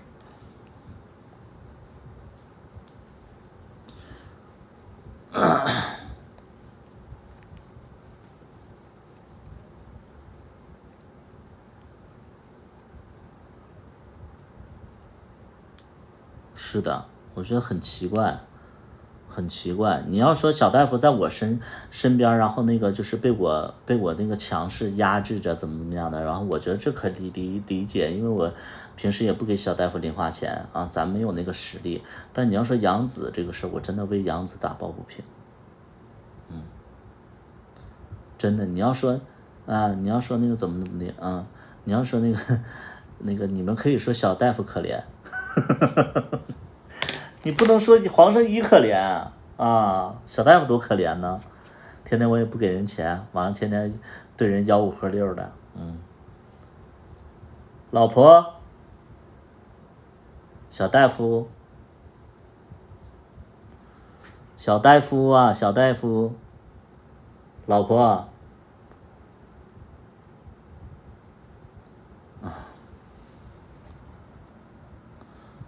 你不给他钱，他都去蜜雪打工了没有？他今天那个去蜜雪买了2杯饮料。不理我了。来探秘一下，他在干什么？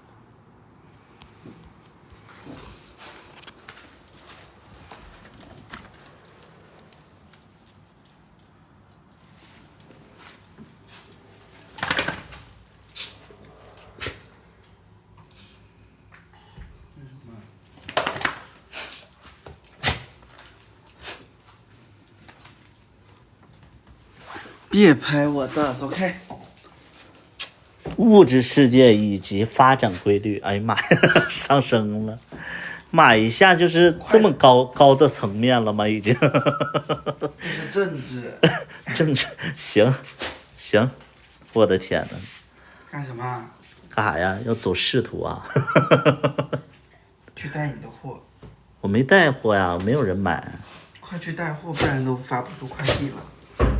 快！啊、不然我怎么买16？不然我怎么买？想喝16汁儿啊？对。别招了我还有没时间了。没时间是怎么了？是买的会员要到期了是吗？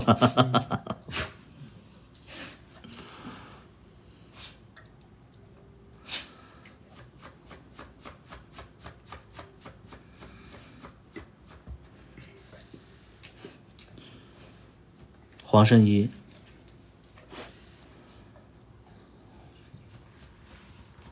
好缅甸啊，他是缅甸的，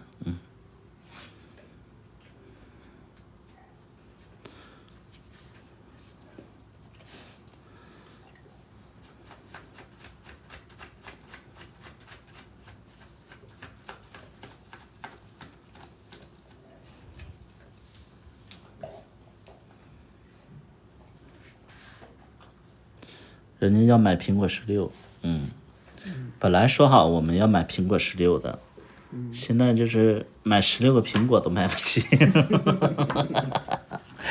，16个苹果咱都舍不得啊。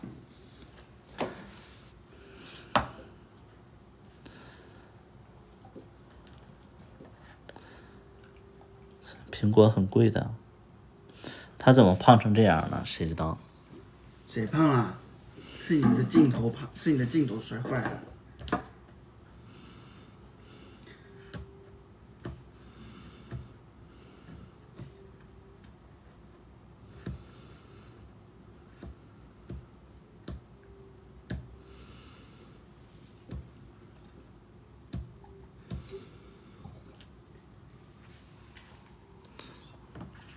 家里很乱的，你看，看这床多乱。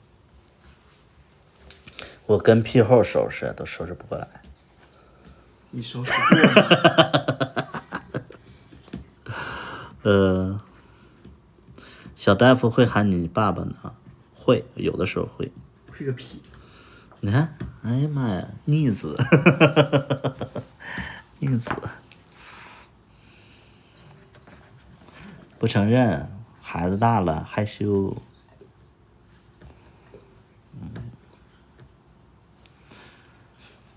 他几岁啊？他23、24，00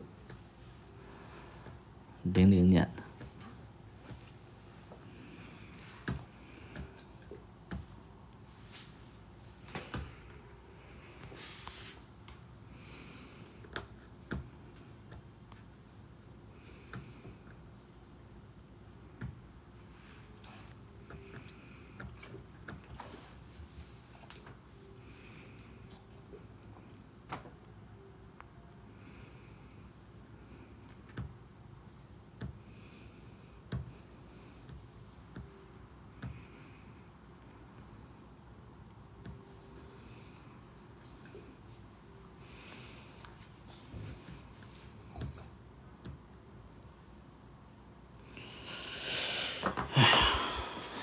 干什么干？哎呦！跳出白袜链接啊！这个小大夫穿的袜子就是这个袜子。来给大家展一下你的美足。我的玉足。玉足，对，这就是我们链接里的袜子，可舒服了，这底下的毛巾底，可好穿了。可好穿了，怎么穿的一股味儿啊？你闻一下。不闻。你那没闻，你有一股味儿。你闻一下。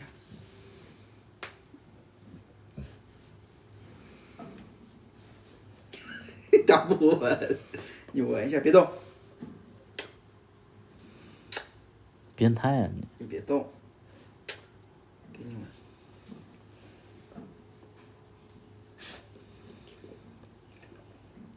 小大夫出柜了吗？不怕家里人看到，他怕。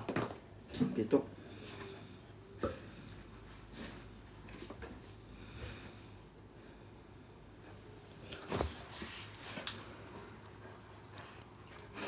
坐好你，坐好。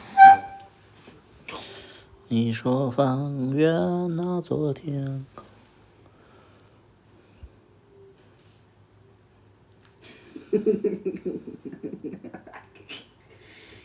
你看他的表情。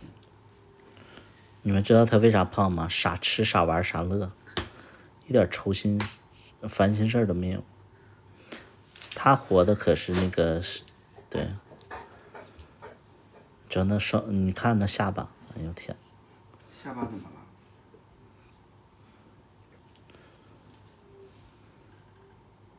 他很聪明，他会把另一只手再打给我。出柜了，图图会负责吗？我会给他介绍个好人家。来，坐好，就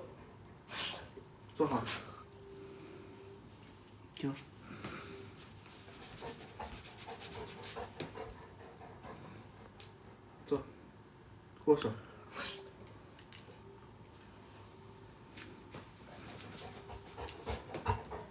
咬我干什么？是他踩你哎。又去蜜雪冰城上班了吗？我再跟大家重申一下，就是虽然说我没什么钱，但是小大夫，我就是饿死我也不让他去上班，饿死他也不让他上班。锁喉给你。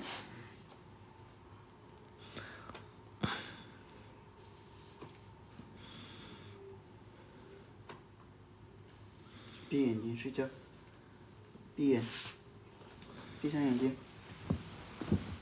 闭眼，不要睁眼，你别霍狗。睡着了啊。看他这个脚底的袜子啊，这是我们现在这个直播间里带货的袜子。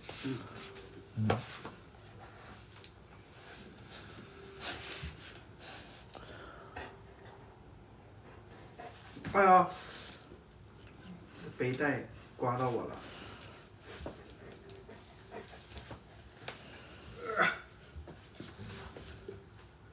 这个就是我们直播间的袜子，就是有特殊癖好的，就像我这样啊。你们的是真实的，我的是。你去遛狗吧，睡觉吧。我的是我的狗啊。睡觉吧。你们找的。咱们下播了，有想买专辑的可以私信我啊，然后买袜子直接拍就行啊。买专辑的私信我就可以了啊，拜拜吧。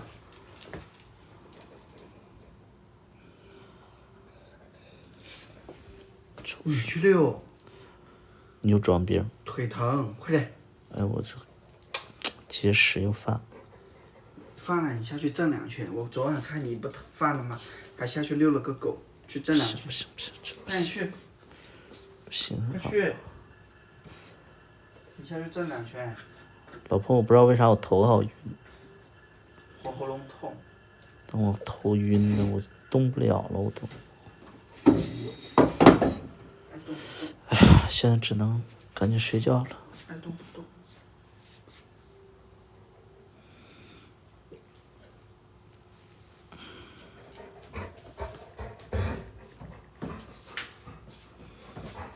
快点去。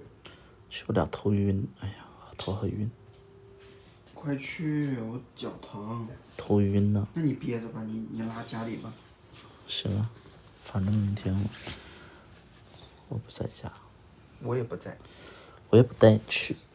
我又不去。你去哪儿？管我呢。行吧。偷着去卖电脑去了。去换钱。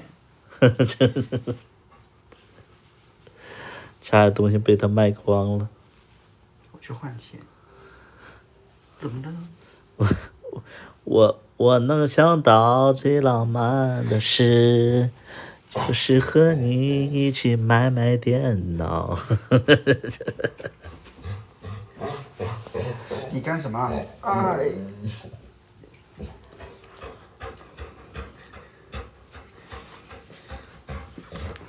睡觉了，去遛狗吧。睡个屁！这刚睡醒，下午现在一点都不困。我明天还有事儿呢，明天我要看房。明天不也是上午。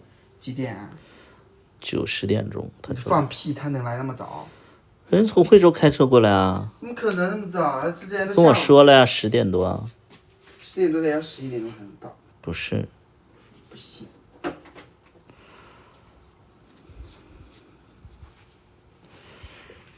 看一下。看什么？你自己没有手机啊？我看下屏幕。我没有手机啊，我自己不会看。那我下播了，拜拜。拜拜。